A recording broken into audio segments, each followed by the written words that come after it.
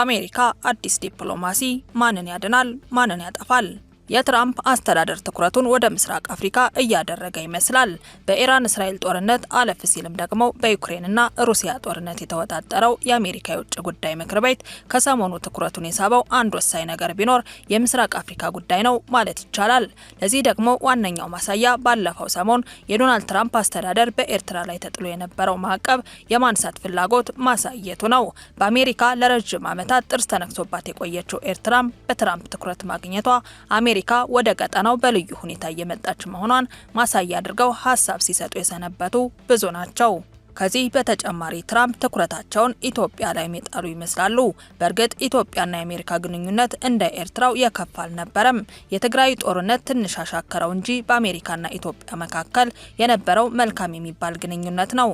ከትግራዩ ጦርነት በኋላም በዲሞክራቶቹ ዘመነ ስልጣን የሻከረው የኢትዮጵያና አሜሪካ ግንኙነት ተቀዛቅዞ የነበረ ቢሆንም ከሰሞኑ የትራምፕ አስተዳደር ሞቅ እንዲል ያደረገው ይመስላል። ይህንን እንደ ማሳያ አድርገው የሚያቀርቡ ሀሳብ ሰጪዎች ከሰሞኑ የኢትዮጵያ የውጭ ጉዳይ ሚኒስቴር ወደ ዋሽንግተን አቅንተው ከአሜሪካ ጋር ያደረጉት ዘርፈ ብዙ ስምምነት ነው። ይህን ተከትሎ በወጣ ሌላ ዜና ደግሞ የኤርትራውም የውጭ ጉዳይ ሚኒስቴር ወደ አሜሪካ አቅንተው ተመሳሳይ ጉዳይ ይፈጽማሉ ተብሎ ይጠበቃል።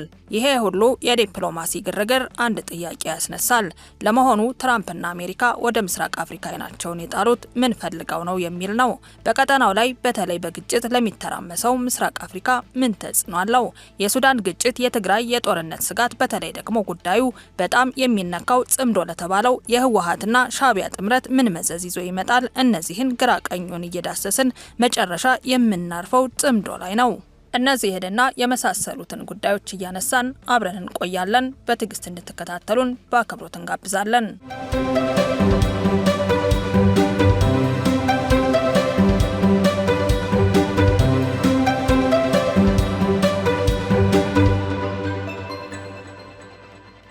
ዶናልድ ትራምፕ ወደ ምስራቅ አፍሪካ ትኩረት የሰጡበት ወቅት ለየት የሚያደርገው በሱዳን የቀጠለው ግጭትና በኢትዮጵያና ኤርትራ ያለው ውጥረት ነው። እዚህ ላይ ደግሞ የኢራን እስራኤል ጦርነት የሆርሙዝን መዘጋት ማስከተሉ ዶናልድ ትራምፕ የውሃ ፖለቲካ ላይ ትኩረት እንዲያደርጉ ሳያነቃቃቸው አልቀረም። በሱዳን የእርስ በርስ ጦርነት ላይ የሚሳተፉት ሱዳናውያን ብቻ ሳይሆኑ በስውር በርካታ የውጭ እጆች አሉበት። ዋናው አረብ ኤምሬት ብትሆንም የሳውዲ እጇ አለበት እየተባለ ከርሟል። በዚህ እልቂት በተሞላበት የሱዳኑ ግጭት ከዋናዎቹ ጀርባ ደግሞ ሌሎች ሁለት የምስራቅ አፍሪካ ሀገራት አሉ። በአንድ በኩል ኢትዮጵያ የሄሜቲን ጦር ትደግፋለች፣ በሌላ በኩል አስመራ ደግሞ የጄኔራል አልቡርሃን ጦር ትደግፋለች። በዚህ ሂደት ታዲያ የሱዳን ጦርነት ከራሳቸው ቁጥጥር ውጭ ሆኖ በዋናነት የሚዘወረው በውጭ ኃይሎች ሆኗል። በተለይም ደግሞ ኢትዮጵያና ኤርትራም በተላላኪነትም ይሁን ራሳቸውን ችለው የሱዳን ጦርነት ላይ እየተሳተፉ ነው የሚለው ክስ ተደጋግሞ ሲነሳ የነበረ ጉዳይ ነው። ስለዚህ የሱዳኑን ግጭት ለማብረድ ኢትዮጵያና ኤርትራ ላይ ትኩረት ማድረጉ ውጤታማ አለው የሚሉ ተንታኞች አሉ። አሜሪካ የምስራቅ አፍሪካ ቀጠና እንዲረባበሽ እንደማትፈልግ በግልጽም በድብቅም አሳውቃለች። ምክንያቱም ይህ ቀጠና ጉዳይ ባህር ያለበት ቀጠና ስለሆነም ሌላኛው ሆርሙዝ ቢባል ማጋነን አይሆንም። ምንን ያየ በምን አይጫወትም እንደሚባለው ለአሜሪካ የሆርሙዝ ውጥረትን ያየ በቀይ ባህር የማይቀለድም ሆኖበታል።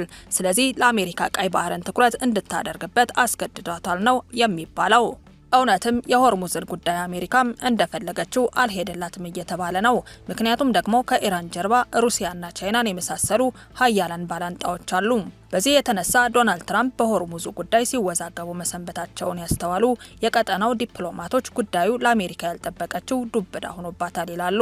መጀመሪያም ከኢራን ጋር የገቡበትን ጦርነት ላይ የእስራኤሉ ኔታንያሁ ጫና ስላለበት እንጂ በአሜሪካ ፍላጎት አይደለም የሚሉት ዶናልድ ትራምፕ አሁን ከዚህ ጦርነት መውጫ የጠፋቸው ይመስላሉ። በዚህም አንድ የተኩስ አቁም ስምምነት ሌላ ጊዜም ጥቃት እየፈጸሙ ይገኛሉ። በተሳሳተ የትራምፕ ስሌት የተነሳ ሆርሙዝን ማስከፈት ሲያቅታት ደግማ ራሷ የዘጋችው አሜሪካ እንደ ልዕለ ሀያልነቷ ብርግድግድ ታደርገዋለች ተብሎ ቢጠበቅም እሷም አልቻለችም።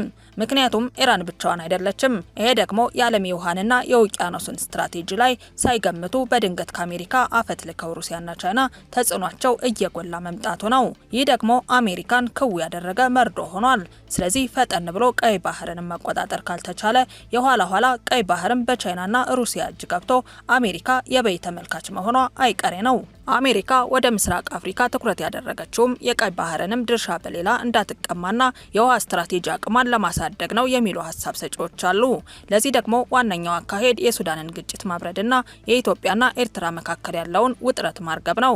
ኢትዮጵያና ኤርትራ በመካከላቸው የሚጀመር ጦርነት ቶሎ እንደማያባራ ግልጽ ነው። በኢትዮጵያ በኩል እንዲያውም ጦርነቱ ከተጀመረ አሰብና መሰል የባህር በር ጥያቄዎችን ሳታስመልስ አትቆምም እየተባለ በስፋት እየተወራ ነው።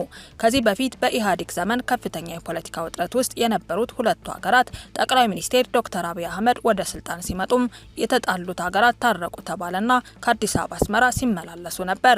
ወዲያው የትግራይ ጦርነት ሲከፈት አንድ ላይ መሳተፋቸው የእርቁን ዓላማ ፍንትዋ አድርጎ አሳየ።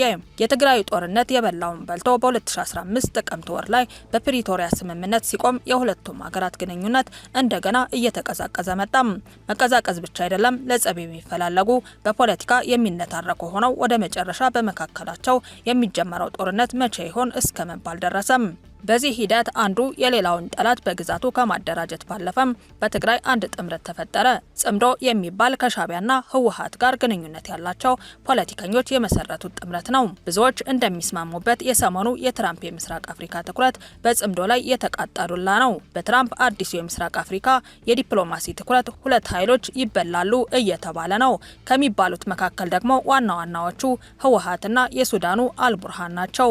የህወሓቱ መበላት እውነት ከሆነ ደግሞ ጽምዶ የሚባለው ጥምረት ፈርሶ ህወሓትም ተበልቶ ይጠናቀቃል። በዚህም ከወዲሁ ጽምዶ ውሃ በላው የሚሉ ሀሳብ ሰጪዎች እየተደመጡ ነው። አጀማመሩ ላይ በአክቲቪስት የተጀመረው ጽምዶ ወደ መጨረሻ አካባቢ የትግራይ ወታደራዊ ሰዎችን እያካተተ መሄዱ በአካባቢው ላይ ሰላምና መረጋጋት ማየት ለሚፈልጉ ወገኖች የሚያስደስት አልነበረም። ምክንያቱም ጽምዶ የህዝብ ለህዝብ ግንኙነት ሳይሆን የጦርነት ጥምረት ተደርጎ ነው የተወሰደው። በኢትዮጵያ በኩል የባህር በር አጀንዳ በተራገበ ቁጥር የግጭት ይዘቱ እየከረረ የመምጣትን ማሳያ የመሆኑን ያህል ጽምዶ መሬት ላይ የተቀበረ የጦርነት ቦምብ እንደሆነ ተደርጎ ነው የሚወሰደው። ጽምዶ ሲነሳ ጦርነት ሲነሳ የቀጠና ግጭት በመሆኑ ዶናልድ ትራምፕ አውቀውም ይሁን ሳያውቁ ለምስራቅ አፍሪካ የሰጡት ትኩረት በጽምዶ ላይ የሚያሳርፈው ተጽዕኖ ቀላል አይደለም። የትራምፕ አስተዳደር የኢትዮጵያ ውጭ ጉዳይ ሚኒስቴር ወደ ዋሽንግተን ጠርቶ ኢትዮጵያና አሜሪካ የመዋቅራዊ ስምምነት እንዲፈርም አድርገዋል። ይህ ብቻ ሳይሆን ኢትዮጵያ ከ5 ዓመታት በፊት ተጥሎባት የነበረውን የጦር ግዢ ማዕቀብ እንደተነሳላት እየተገለጸ ነው። የአሜሪካ ውጭ ጉዳይ ሚኒስቴር ለረጅም ጊዜ በኢትዮጵያ ላይ ተጥሎ የነበረውን የጦር መሳሪያ ግዢ ማዕቀብ መነሳቱ ይፋ አድርገዋል። ይህ ለኢትዮጵያ ትልቅ ዲፕሎማሲያዊ ድል ተደርጎ ተወስዷል። አሜሪካ በዚህ ሳታበቃ በህዳሴ ግድብ፣ በቀይ ባህር፣ በሱዳን ጦርነትና የቀጠናው ጸጥታና ደህንነት ከኢትዮጵያ ጋር እንደተወያየች ተገልጿል። በሚቀጥለው የኤርትራ የልዑካን ቡድን ወደ ዋሽንግተን ተጠርተው ተመሳሳይ ስምምነት ይፈጽማሉ ተብሎ ይጠበቃል።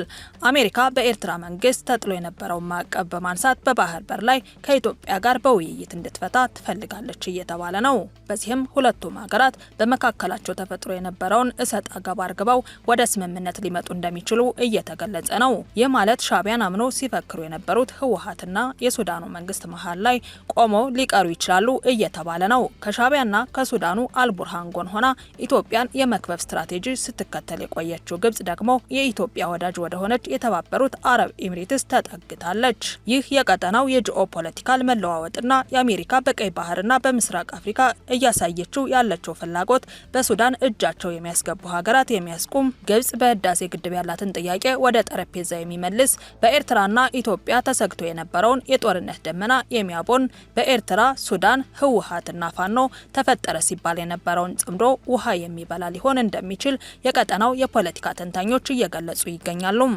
ውድ ቤተሰቦች ለዛሬ ይዘንላችሁ የመጣነው ጥንቅር ይህን ይመስላል። በቀጣይ ፕሮግራማችን እስከምንገናኝ ቸር ይግጠመን።